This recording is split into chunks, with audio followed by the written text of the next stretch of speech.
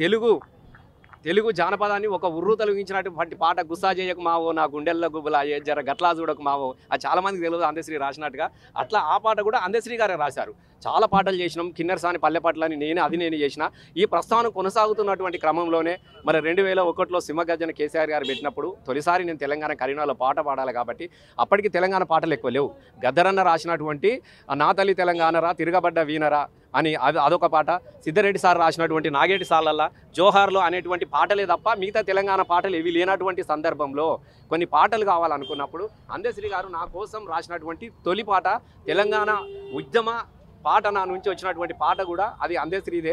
అరే గల్లు గల్లు గల్లు గల్లు గజ్జలమోతో అన్నల్లారావో సిల్లెల్లార గవ్వలమోతో అన్నల్లారావో సిల్లెల్లార దగపడ్డ తెలంగాణ దప్పుల దరువో అన్నల్లారావో సిల్లెల్లార మూవలమోతో అన్నల్లారావో సిల్లెల్లార మండుతున్న గుండెలన్నీ దండుగట్టి దరివేసి ప్రతినబూనె తెలంగాణ పట్టాభిషేకానికి చెల్. ఈ పాట కావచ్చు. ఊరు తెలంగాణ అంటే ఆడియో రూపంలోనే నేను మొదటిసారి అందశ్రీ గారిని తీసుకొచ్చినాక వీడియో రూపంలో కూడా మా నాగరాజు అంతర్పున నాగరాజు ఆధ్వర్యంలో ఊరు తెలంగాణ అనే ఒక సీడీని కూడా రూపొందించడం జరిగినది.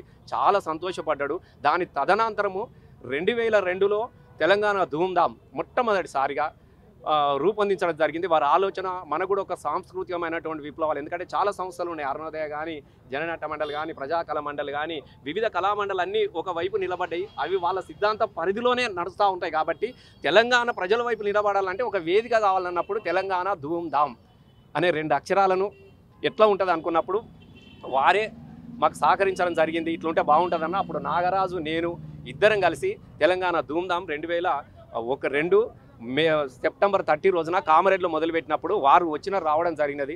వారు వేదిక మీద ఆ రోజు వారు పాడినటువంటి పాట మీరందరూ కూడా మీ అందరికీ తెలుసు. తల మీద సుట్టా బట్ట ఆ పైన పండ్లా బుట్ట పల్లో పల్ల ఏమో తెనుగొల్లా ఎల్లమ్మ అని చెప్పేసి కన్నీళ్ళు పెట్టించినటువంటి పాటతో పాటుగా ఆ ధూమ్ధామ్లో సూడా సక్కని తల్లి సుక్కల్లో జాబీలు అనేది ఆ పాటను మేము ప్లేగా చేసేది నాగరాజు.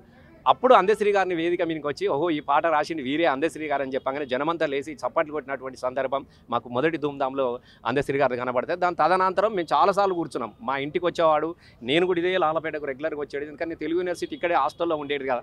ఇక్కడ నేను తెలుగు యూనివర్సిటీ హాస్టల్లో ఎంఏ జానపదం చదువుతున్నప్పుడు హాస్టల్లో ఉంటే ప్రతిరోజు మార్నింగ్ నుంచి ఈవినింగ్ దాకా నాతోనే ఉండేటోడు. మళ్ళా పొద్దుగాలు లేస్తే నేను వచ్చేటోని, ఇద్దరము వాళ్ళ ఊరు సిద్దిపేట. ఈ క్రమంలో అనేకమైనటువంటి ఆయన ప్రతి అక్షరానికి ప్రతి పాటకు నేను మొదటి శ్రోతను. ఆయన ప్రతి పాట నాకు చూపించేవాడు ఎట్లా ఉన్నదంటే అప్పుడు నా కోసం రాసినటువంటి అన్ని పాటలు తెలంగాణ కామారెడ్డిలో ధూమ్ధామ్ అయిపోయిన తర్వాత 2006లో లలిత కళా తోరణంలో గద్దరన్న తీసుకొచ్చినప్పుడు ఒక మాట అన్నాడు, నాన్న మనకు ఒక ప్రార్థన గీతం ఉండాలి, లేకుంటే అంతకుముందు మేము నాగేటి సార్లన సిద్ధారెడ్డి సార్ పాటనో లేకుంటే జోహార్లతోనే మొదలు పెట్టేది. ఫస్టే అమరత్వంతో ఎందుకు మొదలు పెట్టాలి, చివరిగా అమరులకు నివాళులు అర్పించాలంటే మొదట ఒక ప్రార్థన గీతం ఉండాలన్న ఆలోచన చేసినప్పుడు అప్పుడు జయ జయ తెలంగాణ పాట అనేది మొదటిసారిగా రాయడం జరిగినది. ఆ పాట సిద్దిపేటలో సగం రాసినాం, ఈడ సగం రాసినాం. 2004లో కూడా దాన్ని రికార్డు కూడా చేయడం జరిగినది. కొన్ని చిన్న చిన్న మార్పులు చేర్పులు అవసరం ఉన్న దృష్ట్యా అది బయటకు రాలి. మీరు అప్పుడు కూడా చూసి బాలసుబ్రహ్మణ్యం గారు పాడమంటే పాడలేరు. దాంట్లో స్వరాష్ట్రమై తెలంగాణ స్వర్ణయుగం కావాలని పదం తీస్తే పాడతా అంటే మొట్టమొదటిసారిగా ఈ పాటను సంచిలో పెట్టుకొని నేను మద్రాసు పోయినా. మొదటిసారి మద్రాసు పోయి బాలసుబ్రహ్మణ్యం కలిసి ఈ పాట పాడకుంటే చనిపోయిన మురళితో ఆడవారి మాటలకు అర్థాల వేర్లు అనే పాట రాసిన మురళి పాడిండు. ఆయనతో పాడించడం జరిగింది. చివరిగా అది సెట్ కాకపోతే చివరికి రామకృష్ణ గారితో స్వయంగా సాన యాదిరెడ్డి స్టూడియోలోనే కేసీఆర్ గారు మేము మా నాగరాజు అధ్వర్యంలో కూర్చొని ఈ పాట రూపొందించిన తర్వాత కొంత మార్పులు చేర్పులు అనివార్యత ఉన్నప్పుడు దాన్ని బయటకు అంటే అధికారికంగా వచ్చింది. అప్పుడు అంతటా కూడా ఇదే పాట పెట్టుకునేటోళ్ళు. అట్లా ఆ పాటతోని ధూమ్ధామ్ ప్రస్థానం మొదలైందంటే చివరికి విజయాన్ని సాధించినటువంటి సందర్భంలో జనజాతరలో మన గీతం జయకేతనమ్మ ఎగురాల నాన్ననికి ఒక గొప్ప పాటిస్తున్నా అని చెప్పిండు. ఇక్కడ ఉస్మాన్ యూనివర్సిటీలో ధూమ్ధామ్ జరుగుతున్నప్పుడు మొదటిసారిగా అందశ్రీ ఆ పాట అక్కడికి తీసుకొచ్చిండు. ఇది వాడాలనుకున్నప్పుడు నువ్వే మొదటి పాడమన్నప్పుడు తను మొదట ఇదే ఉస్మానియా యూనివర్సిటీ సాక్షిగా ఆ తొలి పాట అక్కడ ఆవిష్కరణ జరిగింది. జనజాతరంలో మన గీతం జయకేతనమై ఎగరాలి, జంజు మారుత జనని నాదమై జయ గంటలు మోగించాలి, ఒకటే జననం ఒకటే మరణం అని లాఠీలు ఇరిగిన లడాయుమానం అని చెప్పేసి ఆ పాట. అంటే అట్లాంటి అద్భుతమైనటువంటి పాటలు రావడంతో పాటుగా ఆయన పల్లె గీతాలను కూడా నేనే రూపొందించిన పల్లె నీకు వందనాలమ్మ అని అందశ్రీ గారి పాటలు కూడా అట్లా అనేకమైన పాటలు, ఒక పాట రెండు పాటలు కాదు, పాటల ప్రయాణంలో నేను ప్రతి క్షణం నేను ఆయనతోనున్నా, ఆయన నాతోనూ ఉన్నాడు. తెలంగాణ రాష్ట్రం ఏర్పడిన తర్వాత వారు ఇటువైపు నిలబడ్డప్పుడు నా రాజకీయ ప్రస్థానానికి వెళ్ళిపోయినప్పుడు ఆ మధ్యలో జరిగినటువంటి గ్యాప్తోని నేను ఎక్కువ ఆయన కలవలేకపోయినా. ముఖ్యంగా ఈ రోజుల్లో బాధాకరమైన విషయం ఏంటంటే అందశ్రీ గారు ఆకలికి చంపుకున్నాడు. అణచివేతను చూసినాడు, అవమానాలను ఎదుర్కొన్నాడు. ఆ అవమాన అణచివేతల ఆకలి నుంచి ఎగిసిపడ్డటువంటి అనేకమైనటువంటి నిప్పు రవ్వ లాంటి పాటలు అనేకమైన వచ్చినాయి. ఇలాగ గౌరవం దొరికింది. ఆయన కలలు కన్నటువంటి తెలంగాణ రాష్ట్ర సాధన గీతమై కూర్చున్నది. ఈ సందర్భంలో గౌరవాన్నటువంటి పొందే అందశ్రీ గారు అంటే చాలు లేచి నిలబడి నమస్కరిస్తున్నటువంటి రోజులలో ఆయన లేకపోవడం అనేదే చాలా బాధాకరమైన విషయం. ఇక దాంతో కాకుండా అమెరికా లాంటి చోట మేము జర్మనీ కానీ బ్రెజిల్ కానీ ఇవన్నీ కొన్ని ప్రపంచ సాంస్కృతిక యాత్రలో కూడా నేను ఆయనతో పాలు పంచుకున్నా. ఆయన లేకపోయినా ఆయన లక్ష్యం ఉంటుంది, ఆయన ఆశయం ఉంటుంది, ఆయన పాట ఉంటుంది. ధూమ్ధాంలో నేను అంటే ఆయన ఏం చేసినా మాకు తెలియలేదు, ఇంకా నేను చూడలేదు.